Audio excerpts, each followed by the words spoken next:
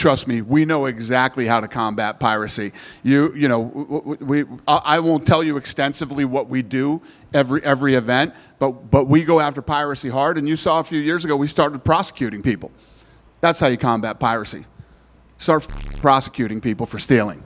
There you go. Alright, so this past Tuesday, Dana White proved for like the millionth time that he doesn't understand how the internet works at all by once again threatening illegal streams with prosecution. Honestly, this war between Dana and illegal streaming sites is probably my favorite of Dana's little side quests because I think it's hilarious whenever he makes his meaningless empty threats to streams. But what I love most is how he pretends that he's actually making a difference in fighting internet piracy. And even though I totally understand why Dana, being in his position, wants to put an end to illegal streams, he's one of the worst people in the entire world that I can think of leading this war, seeing as Dana has always been clueless about anything related to the internet. Like, how can Dana expect to put a stop to illegal streaming sites when he can't even stop Habib from illegally live streaming an event from his phone when they're sitting right next to each other? But an insane plot twist that I definitely did not see coming, following his threats that he made on Tuesday, StreamEast has openly challenged Dana to pursue them all he wants by telling him to come and get them. If you're not familiar, StreamEast is a massive illegal stream website who just 2 weeks ago put up a bold claim to the world by tweeting that they are a service that essentially can never be shut down entirely due to the infrastructure of their network, and because of this, they are never going away. Not only that, StreamEast has also called out Dana over UFC fighter pay, and they've also not so subtly implied that the UFC's aggressive pricing of pay-per-views is the reason why sites like StreamEast are so prominently used for pay-per-view cards. With that being said, my favorite StreamEast response from all of this is when they tweeted the following: "He's desperate, making up lies and praying it scares away a few hundred people from clicking the link." Because this has been Dana's MO when it comes to his war on streaming since like 2012. Whenever he's asked by reporters or journalists what he's doing to combat illegal streamers, he'll always give some variation of the same response where he puts on a tough guy persona and promises to pursue legal action against all streams and people who watch them. In fact, this StreamEast reply is in response to my absolute favorite clip of Dana talking about how he's going to show no mercy to some random, mysterious, nameless, illegal streamer in the lead up to UFC 257. We're watching his house. We're listening to his phone conversations. And when he puts up this, if he puts it up on Saturday, we got him. He pops this link up on Saturday, we got him. And we will arrest him, and I will prosecute him. I will not be nice. I will not give him any leniency whatsoever. I fucking love this clip so much. First of all, the fact that Dana's clearly lying about wiretapping some illegal streamer's house and is monitoring their phone calls is hilarious. And the way that he talks about taking down this illegal streaming website is so serious and dramatic. It seriously sounds like he's talking about raiding a cartel stronghold and he's going to be leading the mission himself. This guy Dana does not have a clue what he's doing and he knows it, but he's talked way too much of a big game in this war on streaming that he needs to act like he's personally organizing the takedowns. And to quote StreamEast here, he's very clearly lying about this entire story in hopes to scare off a couple of dumb people who will actually believe him because that's the only play that Dana actually has to stop online piracy. Like, by this point, Dana fully knows how much of a lost cause it is to try and take down every illegal streaming site as well as stop people from watching illegal streams, so he has to resort to acting like he's the captain of SEAL Team 6 to try and convince people to not pirate the events. And then there's this next clip of Dana also from UFC 257 Fight Week where he claims that the UFC have supposedly caught a lot of illegal streamers. And I love how cool and tough these guys act on social media. Because let me tell you what, we've caught a lot of people. And let me tell you what they do. They cry and they cry. They cry and they beg not to be prosecuted and all this other stuff. So we just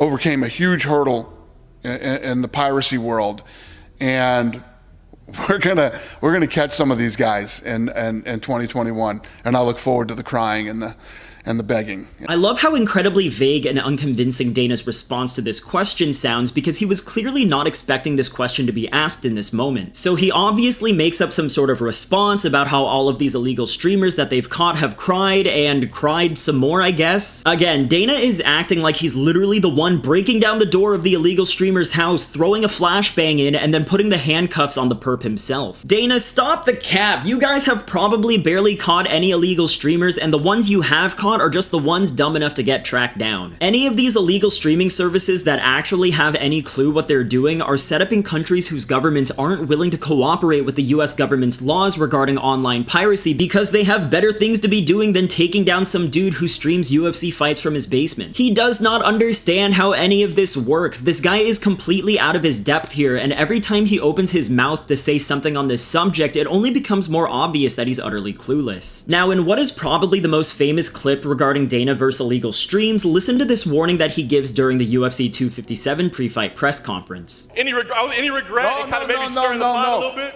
I'm glad you asked me about that because we got one. We got him. We're watching this guy right now. All you have to do is turn it on Saturday, and we got you, fucker. I can't wait. Turn it on Saturday, streamers, and see what happens. Thank you for asking me that question. First of all, Dana proudly declaring that they supposedly caught one singular streamer is amazing, and for a minute the way that he talks about having caught this one guy also makes it seem like they have him bound and gagged with a potato sack over his head right there in the venue. But of course, it just turns out to be another vague, empty threat from Dana where he tries to scare people who don't understand anything about the internet like himself from streaming the fight. And then Dana followed up this response when during the UFC 257 post-fight press conference he tells this totally true, definitely not fake story. And we were watching him. He put out a statement that night, said, I will not be streaming the McGregor versus Poirier anymore, but I will show you how to buy it legally. And put out this huge statement, and now his whole streaming service has been deleted and is gone. Disappeared. One down and a shitload to go.